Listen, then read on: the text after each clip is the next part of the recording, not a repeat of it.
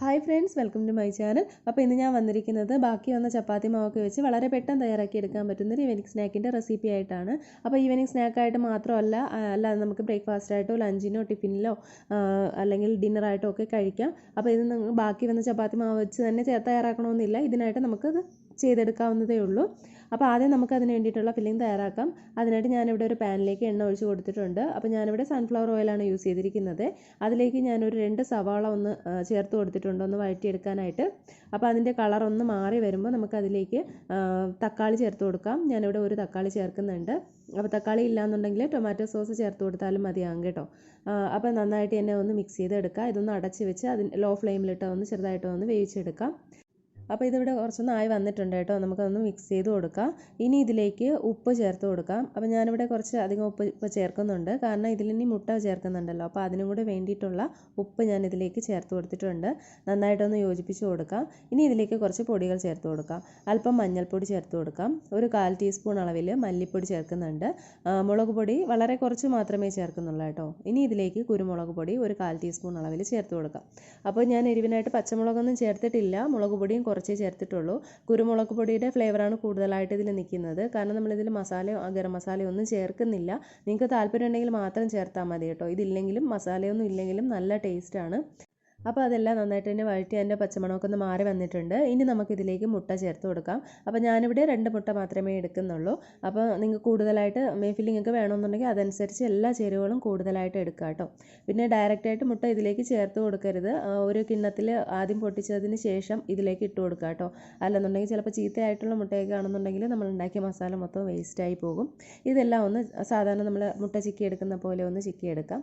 അപ്പോൾ അതുപോലെ ഞാനിവിടെ ചെയ്തെടുത്തിട്ടുണ്ട്. ഇനി ലാസ്റ്റിൽ ഒരു ഫ്ലേവറിന് വേണ്ടിയിട്ട് ഇതിൽ കുറച്ച് കറിവേപ്പില ഇതുപോലെ ഒന്ന് മുറിച്ച് ചേർക്കുന്നുണ്ട്. മല്ലിയില താല്പര്യമുള്ളവർക്ക് മല്ലിയില ചേർക്കാവുന്നതാണ്, കറിവേപ്പില ഇഷ്ടമുള്ളവർക്ക് അത് ചേർക്കാം. ഏതായാലും ലാസ്റ്റിൽ ഇതുപോലെ ചേർക്കുമ്പോൾ ഒരു നല്ലൊരു മണമായിരിക്കും. അതെല്ലാം കൂടെ നന്നായിട്ട് ഒന്ന് യോജിപ്പിച്ച് കൊടുക്കുക. ഇപ്പോൾ ഞാൻ ഗ്യാസിൻ്റെ ഫ്ലെയിം ഓഫ് ചെയ്ത് കൊടുത്തിട്ടുണ്ട് കേട്ടോ. ഇനി നമുക്കിത് ചപ്പാത്തി പരത്തിയെടുക്കാം.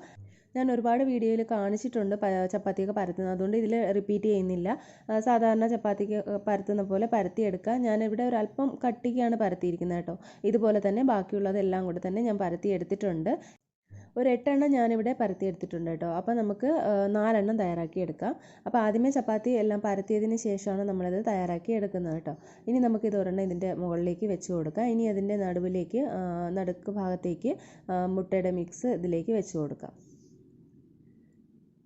അപ്പോൾ അതിന് നിങ്ങൾ എത്ര റൗണ്ടിനാണോ ഉദ്ദേശിക്കുന്നത് അതനുസരിച്ച് വേണം ഫില്ലിങ് വെച്ച് കൊടുക്കാനായിട്ട്. അപ്പോൾ ഞാൻ ഒരു പാത്രത്തിൻ്റെ അളവിലാണ് ഇത് ചെയ്തെടുക്കുന്നത്. അപ്പോൾ അതനുസരിച്ചാണ് ഞാനിവിടെ ഫില്ലിങ് റെഡിയാക്കി എടുക്കുന്നത് കേട്ടോ. അതിൻ്റെ ആ ഒരു കറക്റ്റ് അളവിലാണ് എടുക്കുന്നത്. അതിനുശേഷം നമുക്കിതിൻ്റെ മുകളിലേക്ക് ഒരു ചപ്പാത്തി കൂടി വെച്ച് കൊടുക്കാം.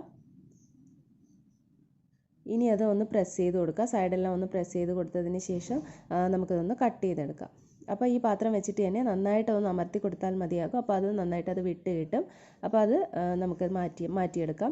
ഇനി ഇത് നമുക്ക് അടുത്തൊരു ചപ്പാത്തിക്ക് തയ്യാറാക്കി എടുക്കാവുന്നതേ ഉള്ളൂ കേട്ടോ. ഇതിൻ്റെ എല്ലാത്തിൻ്റെയും സൈഡ് ഇതുപോലെ കട്ട് ചെയ്ത് മാറ്റും. അപ്പോൾ നമ്മളത് വേസ്റ്റ് ചെയ്യേണ്ട ആവശ്യമില്ല, ഫ്രിഡ്ജിൽ വെച്ചിരുന്നാൽ മതി. നമുക്ക് എപ്പോൾ വേണോ ചപ്പാത്തി തയ്യാറാക്കി എടുക്കാവുന്നതേ ഉള്ളൂ. അപ്പോൾ ഇത് സൈഡൊക്കെ ഒന്ന് പ്രസ് ചെയ്ത് കൊടുത്തു കഴിഞ്ഞാൽ നന്നായിട്ട് തന്നെ അത് ഒട്ടിയിരിക്കും. ഞാനിവിടെ ഒരു പാനിലേക്ക് അല്പം എണ്ണ ഒഴിച്ച് കൊടുത്തിട്ടുണ്ട്. ഒരുപാട് എണ്ണ വേണ്ട, വളരെ കുറച്ച് എണ്ണ മതിയാകും. അപ്പോൾ ഇത് ആദ്യമേ ഹൈ ഫ്ലെയിമിൽ ഇട്ടേക്കരുത്. എണ്ണ നന്നായിട്ട് ചൂടായതിന് ശേഷം മീഡിയം ഫ്ലെയിമിലിട്ട് വേണം ഇത് വേവിച്ചെടുക്കാനായിട്ട്, അല്ലെങ്കിൽ ഉൾഭാഗം വെന്ത് കിട്ടത്തില്ല. അപ്പോൾ തിരിച്ചും മറിച്ചും ഇട്ട് 2-3 തവണയായിട്ട് തിരിച്ചും മറിച്ചും ഇട്ടൊന്ന് മൊരിയിച്ചെടുക്കുക കേട്ടോ. അപ്പോൾ എണ്ണ ഇല്ലാതെ നമുക്കിത് ചുട്ടെടുക്കാം. സാധാരണ ചപ്പാത്തി തവയിലും ചുട്ടെടുക്കാം, അല്ലാതെ കുട്ടികൾക്കായിട്ട് ഇതുപോലെ എണ്ണയിലൊന്ന് ഫ്രൈ ചെയ്തെടുക്കുകയും ചെയ്യാവുന്നതാണ്. അപ്പോൾ ഞാനിതിവിടെ റെഡിയാക്കി എടുത്തിട്ടുണ്ട്. ഇതുപോലെ തന്നെ ബാക്കിയുള്ളതെല്ലാം റെഡിയാക്കി എടുക്കുക. അപ്പോൾ ഇത് നമുക്ക് കുട്ടികൾക്ക് ടിഫിൻ ബോക്സിലൊക്കെ കൊടുത്തു വിടാം. വളരെ എളുപ്പമാണ്, കാരണം നമുക്ക് പ്രത്യേകിച്ച് കറികളൊക്കെ കൊടുത്തു വിട്ട് കഴിഞ്ഞാൽ ചിലപ്പോൾ കുട്ടികൾ കഴിക്കണമെന്നില്ല. അപ്പോൾ ഇതാവുമ്പം നല്ല എളുപ്പമാണ്, കുട്ടികളത് കഴിക്കുകയും ചെയ്യും. ഫില്ലിംഗ് ആയിട്ട് എന്ത് വേണോ നിങ്ങൾക്ക് വെജിറ്റബിൾസ് ഒക്കെ വെക്കാവുന്നതാണ് കേട്ടോ. അപ്പോൾ ഉറപ്പായിട്ട് എല്ലാ പേരും ട്രൈ ചെയ്ത് നോക്കുക. വളരെ എളുപ്പത്തിലുള്ള ഈ ഒരു റെസിപ്പി എല്ലാ പേരും ട്രൈ ചെയ്ത് നോക്കിയിട്ട് ഇതിനെക്കുറിച്ചുള്ള കമൻറ്റ് അറിയിക്കാൻ മറക്കരുത്. ഇഷ്ടമായ ലൈക്ക് ചെയ്യാനും ഷെയർ ചെയ്യാനും ചാനൽ സബ്സ്ക്രൈബ് ചെയ്യാനും മറക്കരുത്. സബ്സ്ക്രൈബ് ചെയ്യുമ്പോൾ ബെല്ലൈക്കനും ഓൾ ഓപ്ഷനും കൂടി ഒന്ന് ക്ലിക്ക് ചെയ്യണം കേട്ടോ. അപ്പോൾ പുതിയ റെസിപ്പി ആയിട്ട് വീണ്ടും കാണാം. അതുവരേക്കും എല്ലാവർക്കും ബൈ. Thank you.